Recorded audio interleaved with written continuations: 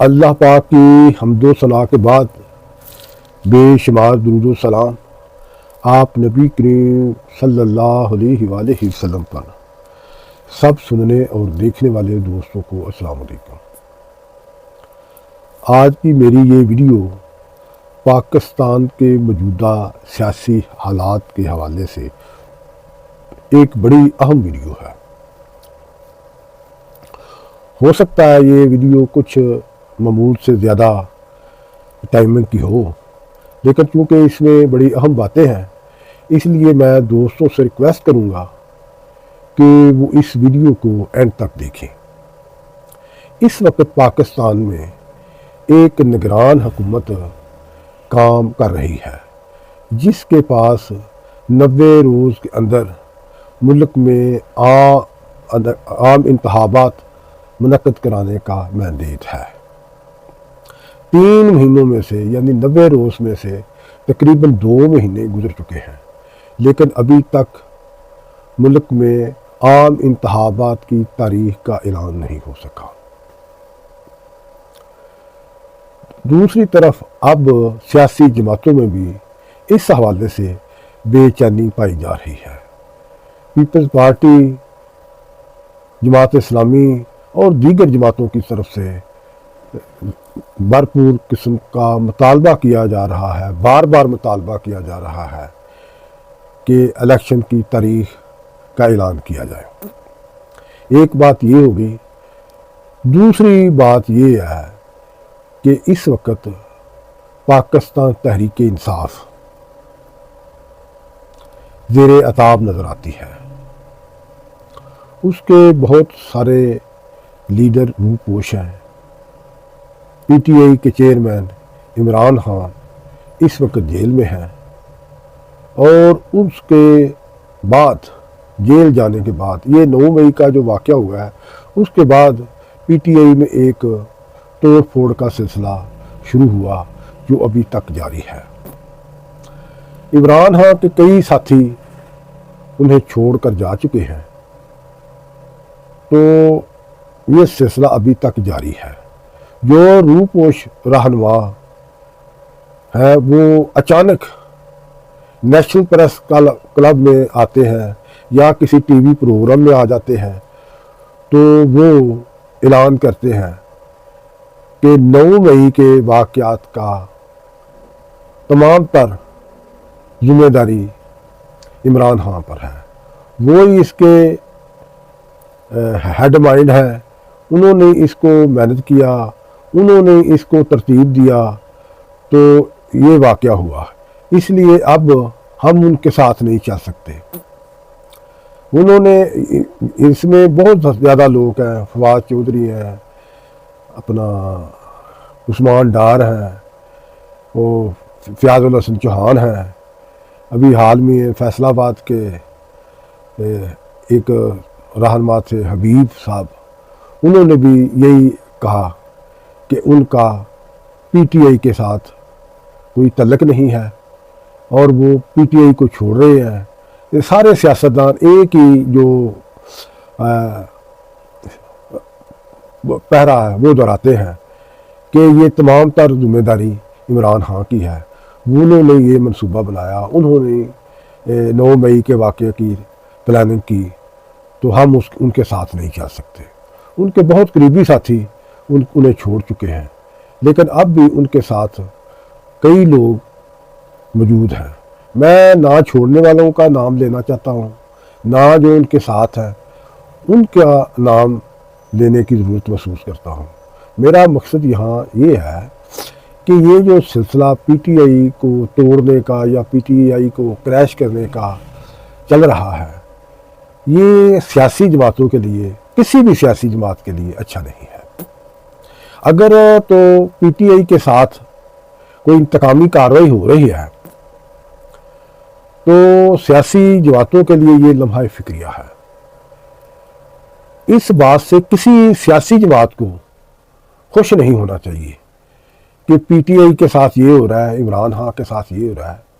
ویسے میں آپ پہ یہ گوش گزار کرنا چاہتا ہوں کہ ہمارے ملک میں یہ روایت بہت پرانی ہے کہ سیاسی پارٹیوں کو توڑنے کی کوشش کی گئی. ایون مسلم لیگ نون جو مسلم لیگ کا ایک پارٹ ہے، مسلم لیگ نے اس پاکستان کو بنایا تھا، تحریک پاکستان کو چلایا تھا. بانی پاکستان حضرت قائد اعظم رحمۃ اللہ علیہ، حضرت علامہ اقبال رحمۃ اللہ علیہ، تحریک پاکستان کے دیگر رہنماؤں کی قیادت میں پاکستان کو آزاد کرایا تھا. لیکن اس مسلم لیگ کو ایک سیاسی اقتدار کے لیے استعمال کیا گیا. اس کے کئی ٹکڑے ہوئے، درجنوں کے حساب سے مسلم لیگ کے جو ٹکڑے ہیں اس وقت موجود ہیں. کہنے کا مقصد یہ ہے کہ جو پاکستان کی بانی جماعت ہے وہ بھی توڑ پھوڑ سے محفوظ نہیں رہ سکی. اس کے بعد آتی ہے Pakistan peoples party. Pakistan peoples party کو بھی توڑنے کی کوشش کی گئی. پیپلز پارٹی کا جو بیانیہ ہے، پارٹی کے بانی چیئرمین ذوالفقار علی بھٹو، سابق وزیر اعظم پاکستان، نے امریکہ کے خلاف بات کی. انہوں نے یو این او میں کھڑے ہو کر، یہ 97 کی بات ہے، جب یو این او میں کھڑے ہو کر ایک قرارداد کو پھاڑ دیا کہ ہم اس کو پابند نہیں ہیں. انہوں نے امریکہ کے خلاف واشگاف الفاظ میں اس کی مخالفت کی. تو اس کے بعد ان کے خلاف سازشیں شروع ہو گئی، مارشل لا لگا دیا گیا، ان کو ایک مرڈر کیس میں پھانسی چڑھا دی گئی. یہاں تک کیا گیا کہ پھانسی دی گئی، ان کے جنازے کا علم نہیں ہونے دیا گیا. راتوں رات اپنا گڑی شاول ناڑکانہ میں لے کر چند لوگوں نے نماز جنازہ پڑھی اور انہیں دفن کر دیا. ان کے خاندان، ان کی بیگم نصرت بھٹو، ان کی بیٹی محترمہ بینظیر بھٹو جو سابق وزیر اعظم بھی رہی اس ملک کی، ان پر بہت زیادہ سختیاں کی گئیں. لیکن اس سب کے باوجود پیپلز پارٹی ٹوٹی نہیں.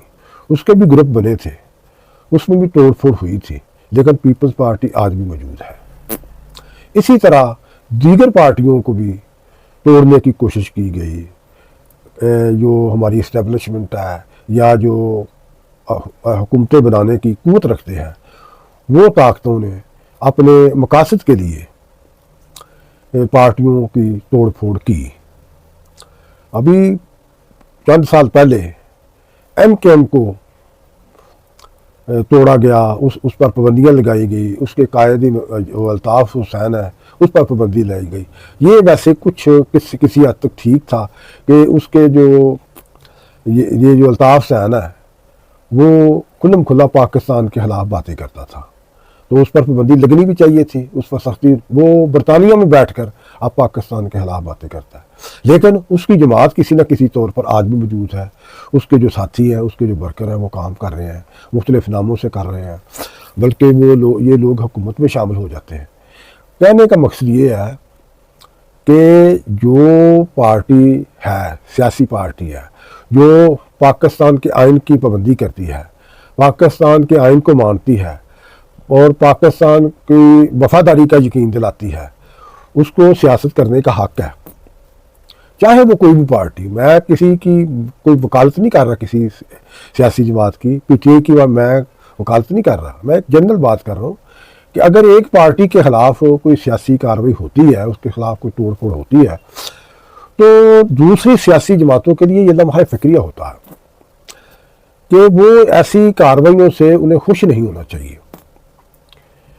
اور میں ایک اور بات بھی واضح کروں کہ یہ جو سیاسی جماعتوں کے خلاف کارروائیاں ہوتی ہیں، یہ سیاستدانوں کی کمزوریوں اور خامیوں کی وجہ سے.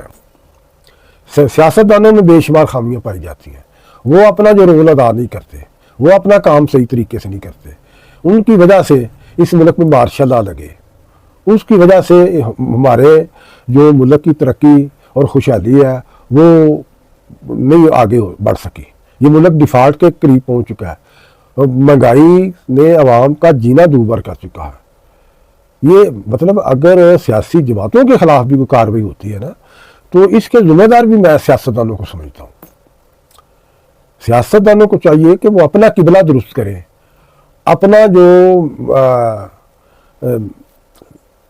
پلان ہے اس کو سیدھا کریں.